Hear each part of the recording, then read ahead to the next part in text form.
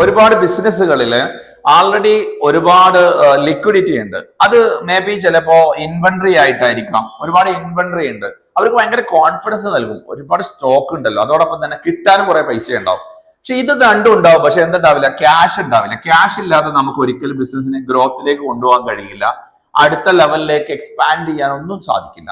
അപ്പൊ ഇങ്ങനെ സ്റ്റെക്കായി കിടക്കുന്ന ബിസിനസ്സുകാർ മനസ്സിലാക്കേണ്ടത്, ഒരുപാട് പൈസ കിട്ടാനുണ്ട്, മാർക്കറ്റിൽ കിടക്കുന്നുണ്ട് വിചാരിച്ചിട്ടോ, ഒരുപാട് കയ്യിൽ നമ്മുടെ സ്റ്റോക്ക് ഉണ്ടെന്ന് വിചാരിച്ചിട്ടോ നമ്മുടെ ബിസിനസ് സക്സസ്ഫുൾ ഒന്നും അല്ല.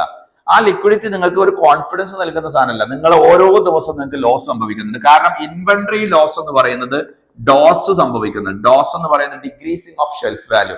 നിങ്ങൾ കൊണ്ടുവച്ച സാധനം ഓരോ ദിവസവും വാല്യൂ അടിയിലേക്ക് പോയിക്കൊണ്ടിരിക്കുന്നുണ്ട്. ആ സാധനം നഷ്ടപ്പെട്ടുകൊണ്ടിരിക്കുക, അതിന്റെ ട്രെൻഡ് മാറിക്കൊണ്ടിരിക്കുന്നുണ്ട്, ഫാഷൻ മാറിക്കൊണ്ടിരിക്കുന്നുണ്ട്, അതിന്റെ വാലിഡിറ്റി നഷ്ടപ്പെട്ടുകൊണ്ടിരിക്കുന്നുണ്ട്. അപ്പൊ എന്താ സംഭവിക്കുക?